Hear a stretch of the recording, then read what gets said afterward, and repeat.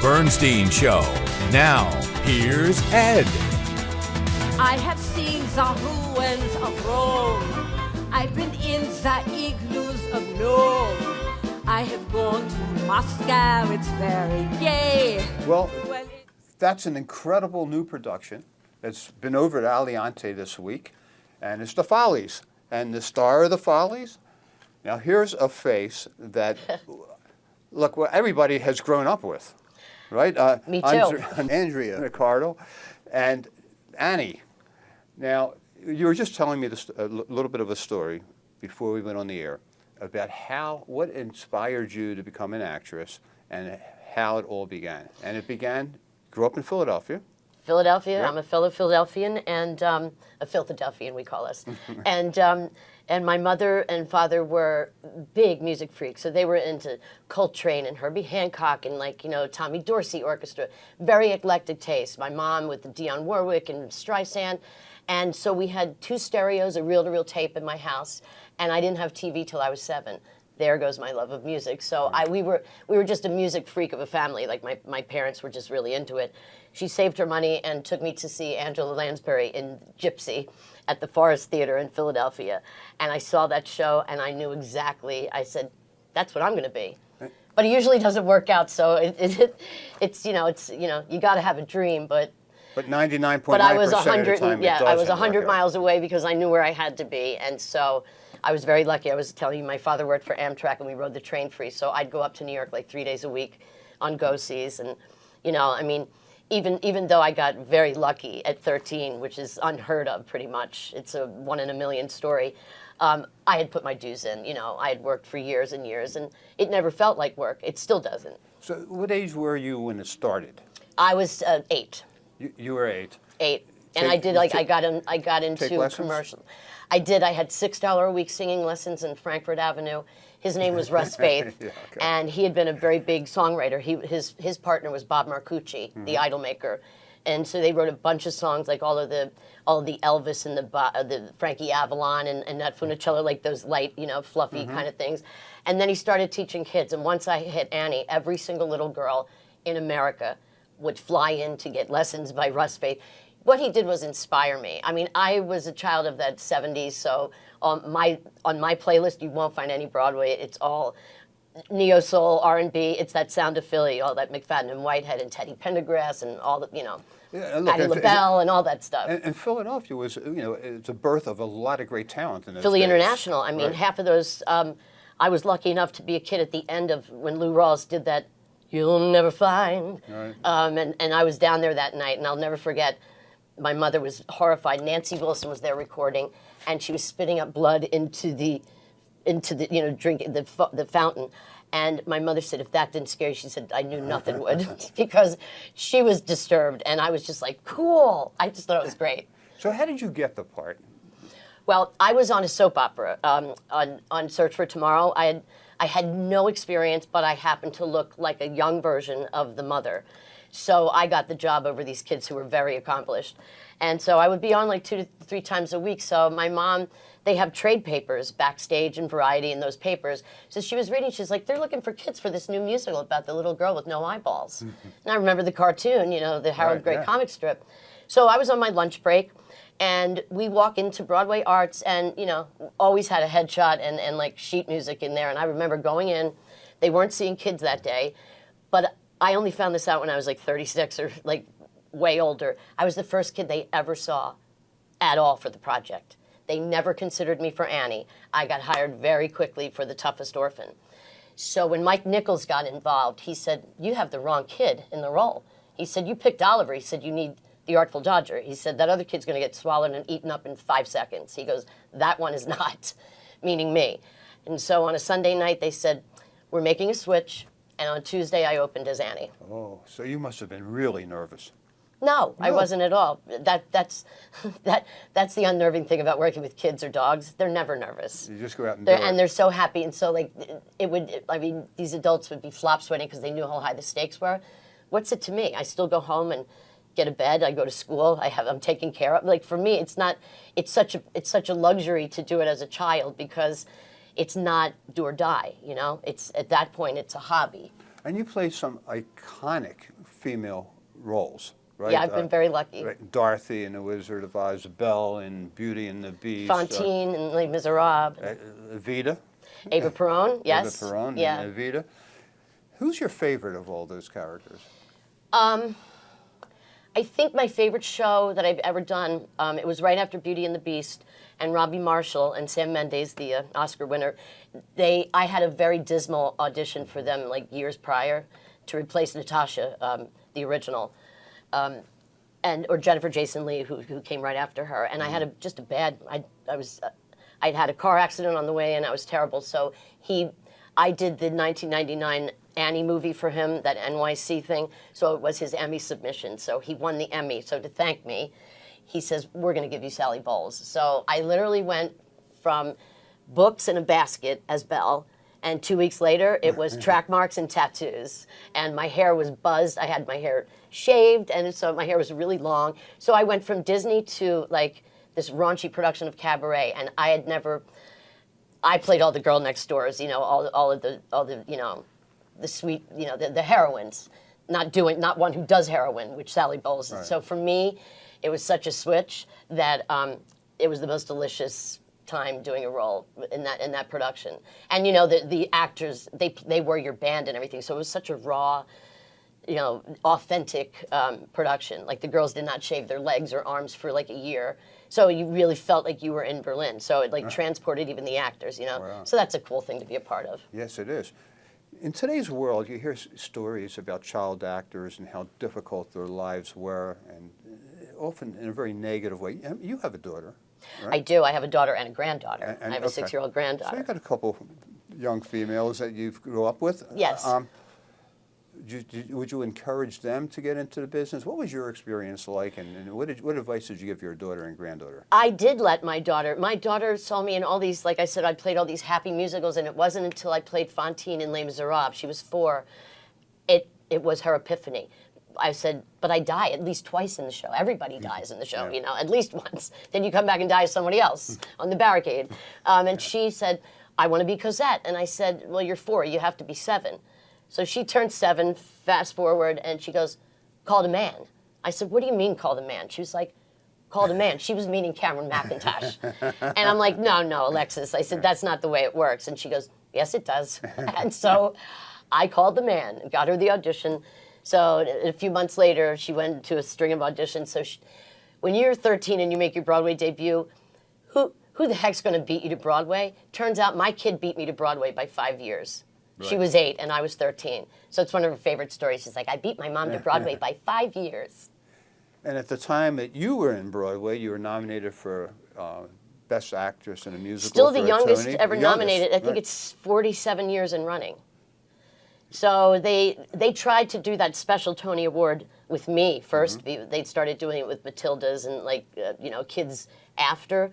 But my father put his foot down. He said, no, she's not like a circus act or an oddity or anything. She's let her be up for just like everybody else. She's got to do the same thing as everyone else. But you can't be the title role and be nominated in the supporting category. So I'd probably have my Tony. But it went to Dorothy Loudon, my co-star, and to be the lucky kid to get to work with her 8 times a week. And what I learned from her, man, is just, it's so much more important than a trophy. It's real life. Yeah.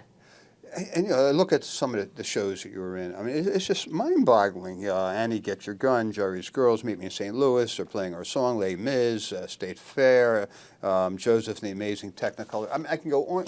It's amazing, But here you are at the Follies, and still working, still animated, still excited. Why the Follies? Well, I mean, whenever you can get an actor, singer, or a singer-actor who can get your hands on Annie Sondheim. Especially now that we lost him, God rest his soul. I mean, look what he left us with. And Follies it's just a beast of, it's a performance-driven piece. And, it's like a box of chocolates. Sometimes you really don't know what to expect because this was a very eclectic, it could have gone either way. Like it could have been, maybe not a great idea. But I was so, the hair on my neck was standing up. The talent in this production is so palpable. And it's... And the fusion of Bubba and singing Sondheim with his flavor, and it's just, It's beautiful. And there's real talent here. So I'm very happy to be a part of it. And some of the talent, look, you're accustomed to being the youngest in the cast. Not anymore, but Not for anymore, a while. but you're still relatively much younger than a lot of the cast in I'll this say production. we have the first African American showgirl, 97 years old. So the choreographer went over to her the other day and said, "We can modify that." And she put her hands on her hips. She goes, "You modify what?" She's like, no. And so I'm like, "Oh, there you go, Survivor." Look, you talked about earlier, we were talking about your being in a show with Liberace in Vegas. You've seen a lot of changes in Vegas. I mean, I remember there was Circus, and there was nothing for children. Right. I used to come here and do the Merv Griffin show live from Caesars, but I sat down here for 2.5 years, 3 months on, 2 months off at the Las Vegas Hilton. So I had Liberace threw me my 16th birthday party at his house on the Strip, and we're having our opening night party at Liberace's mansion. We used to go over there for Thursday Gabe night, and it would be like Anne Margaret, Red Fox, Tony Orlando, and Dawn. I do need to write a book because, man, they were good times. Yeah, it's amazing, right? I mean, And from a kid's perspective, very funny. right. So what advice would you give a younger female right now about who wants to get into the show business world?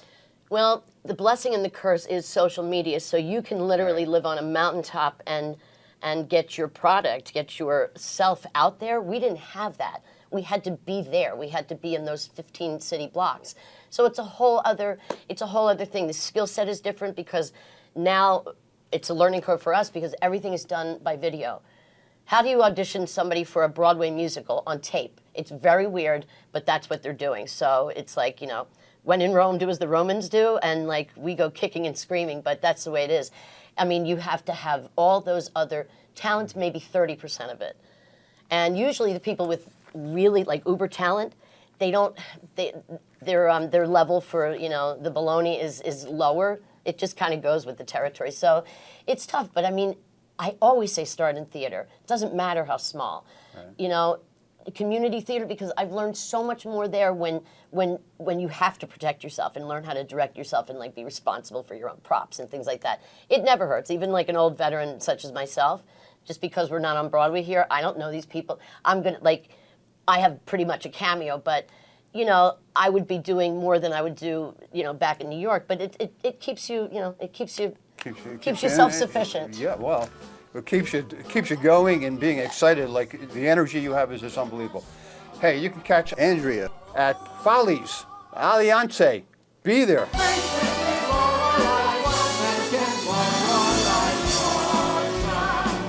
Okay, we're back with the heart and the soul and the brains behind this production, right?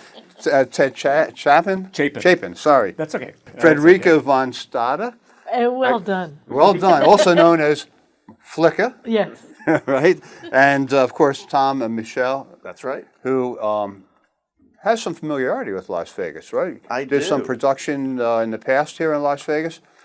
And over at Commercial Center, some supper clubs. Yeah, we ran, my partner David and I, my partner and I ran 3 supper clubs at the Vegas room and the Nevada room at Commercial Center for about 3 years during the height of the pandemic and then going past it with about 500 local performers on stages over that 3-year period. God bless you. That's great. It was not easy. No, I can imagine. I can imagine. And Ted, you're from New York. And now here you are in Las Vegas. You had a career and a lifetime on music and theater in New York. Did you ever think you'd be in Las Vegas? Well, not this way, but I actually was here in 1982, and I do have to say I don't recognize a thing. It's very None different. of us do. It's a very different place. Right. But it's great. But there, we're talking before the show, and there's a surprisingly an incredible amount of talent here in Las Vegas.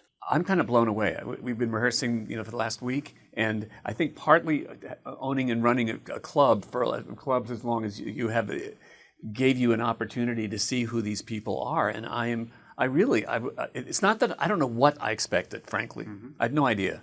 And these are really smart singers who are very good actors. And if you're going to do a musical, you better have both singers and actors. And speaking of singers and actors, Frederica, now you've been around opera and musicals your entire life. Is this your first appearance in Las Vegas? It is my very Your first starring appearance. role. Yes, but I'm so thrilled. I'm having the time of my life, trying to be a showgirl. And when you've met, now in the show, you've met a lot of the showgirls, original showgirls in Las Vegas, right? I know. Were they different than how you pictured them to be? No, they're just, I mean, they're like a dream come true. And knowing them, that I'm a little bit the same vintage, is extremely comforting. And I'm just filled with admiration.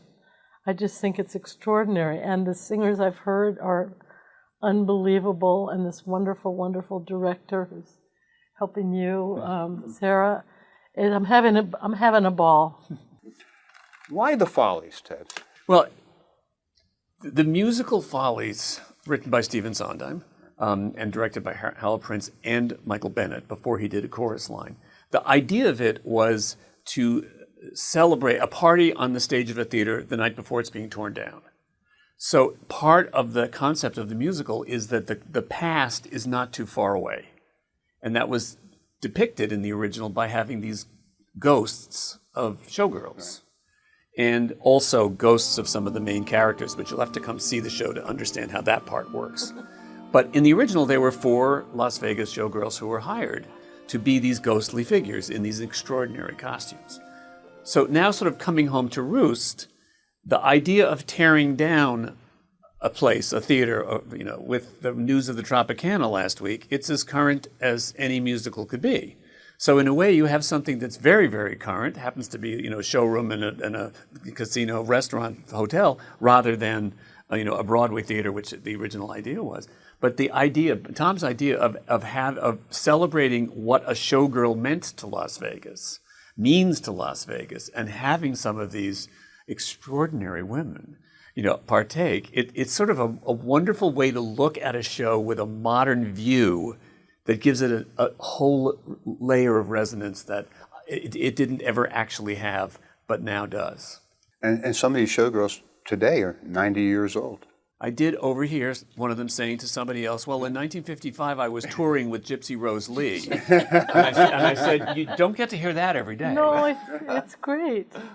But Ted, you've been involved in the Follies production since the beginning. Well, I talked my way into being the production assistant of the original production in 1971. And because I was in college, I wanted to get credit and do it as an independent study, so I kept a journal. Never kept a journal before or since, but I kept a very detailed journal of what went on. And because Follies was that rare breed, a completely original musical, not based on anything, relying on the instinct of the creative performers and creators.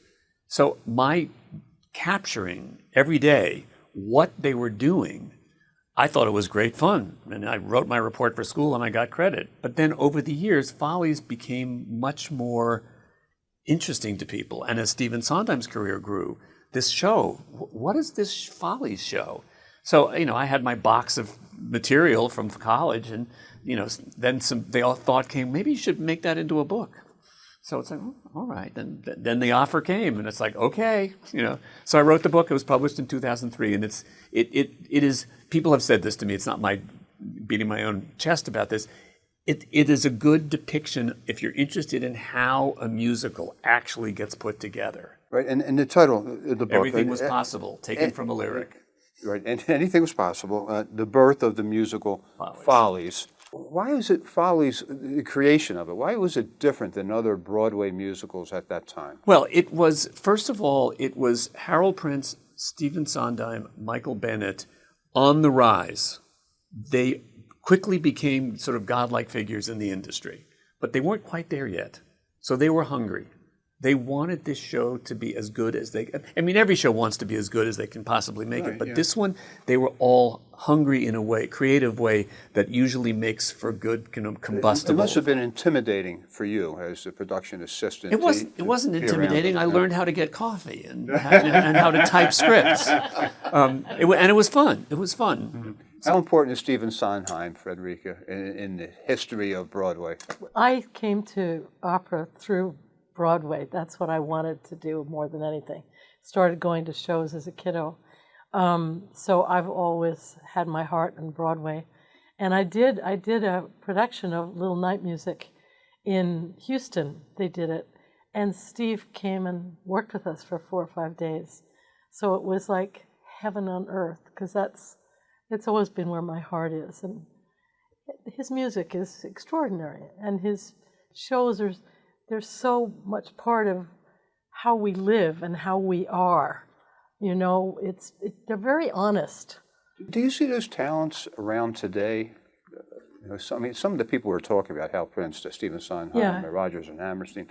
I mean, are those talents around today? Are they alive today? Oh, I think. New talents? I think so too. You know, I mean, I think of Hamilton, and we were just. You know, I went to Broadway when I was 12 and 13, and there were 40-piece orchestras and hoopla everywhere. So that's what I have mainly in my heart. And I think where we are today economically and in every way has changed that enormously.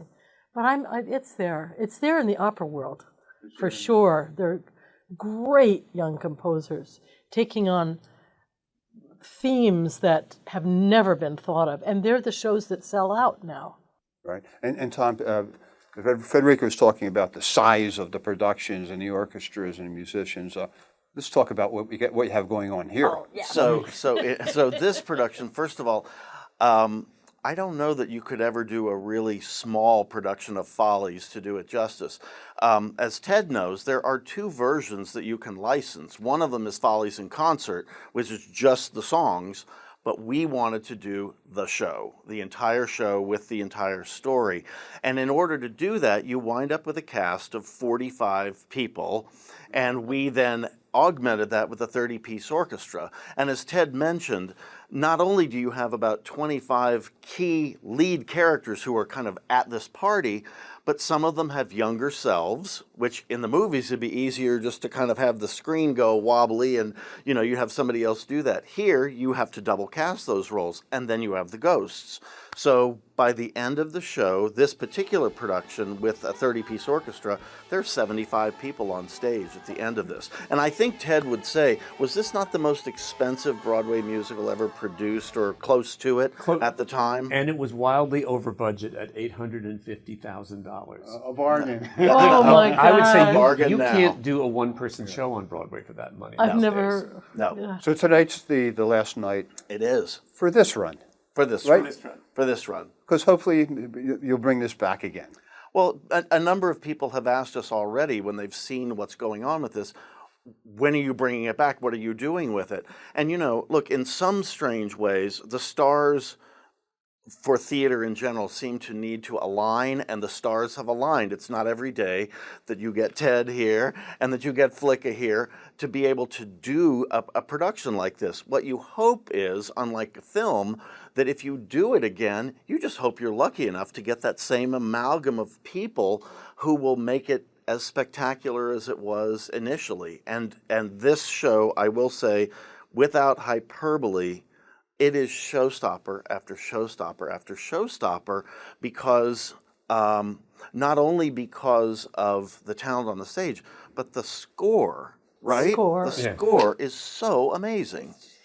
He's amazing. And what are you singing? I'm singing One More Kiss. One more. And kiss, that's yeah. and apparently I've been reading lots and lots of information. It was the first number that he wrote for Follies. And you have the notes. Yes, I understand. this I is have the the notes. but I this have is the the guy notes. that really I have knows. the notes. I've been listening to the lyrics, and occasionally I'll go up to somebody and say, "I don't think that's the right word." You know, and so far, everybody's been I didn't mean the pleased. musical notes. I meant the. I have my the hand handwriting notes. notes. Yeah, Right. no, I do. That's I so do. great. So, That's but so great. One More Kiss was the first. Yeah, the first one, because he knew that the piece would evoke styles from the past.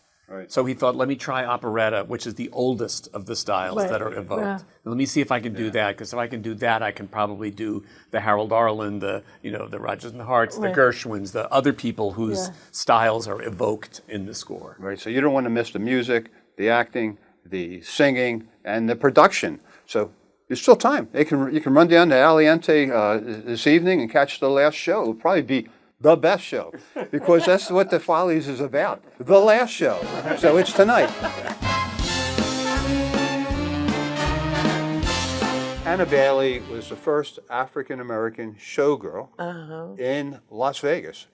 Moulin Rouge. The Moulin Rouge. They brought us from Brooklyn, New York, about 20 of us. And we got here, we said, this is it. So you came into Las Vegas from Brooklyn. From Brooklyn. Like, it was a culture shock, I'm sure. Oh, it in those was. days, right? Yes, because I thought we were going to be on the Strip, you know. So we passed by, and it was getting darker and darker. But once we saw the Moulin Rouge, it was so beautiful. And about 20 people, photographers met us at the airport. So we did feel pretty important coming in. We were excited. But then you decided to stay. Decided to What was stay. it about Las Vegas at that time? I think just a lifetime. I thought everybody was so friendly. Because, you know, Brooklyn, nobody talks to you in the street, but people would stop us. And you made Las Vegas your home, brought up your families here. Yes. And you continued in the business. Yes, I went into the, every time Pearl Bailey went into the Flamingo, for at least 10 years I was with her. And then I went into the Tropicana. Yeah, I've got to remember because it's like 50 years ago. Well, hey, you've outlasted the Tropicana. Yes, yes. So I never was out of work here. So I really enjoyed it, and I just enjoy the camaraderie of everybody, and everybody welcomed us into town. Now, at 97 years old, are you the elderly person in the Follies? Yes. Did you ever think you'd be a showgirl at 97? Never thought about it, and they really got us walking, and they said that, so I enjoy it, it's fun. I really do love the stage, though. And I love, you know, the cameras and the lights and the camaraderie of the cast. Because show people are just a different breed completely. They're so real and human, and the only thing they want to do is do the best they can out there on the stage. And I love that attitude. You can catch Anna. I mean, this is amazing. I mean, look at this woman. Oh, yeah. I mean, she is smart. She's athletic. She's talented. And you can catch her over at the Follies at Aliante. And you keep on what you're doing also.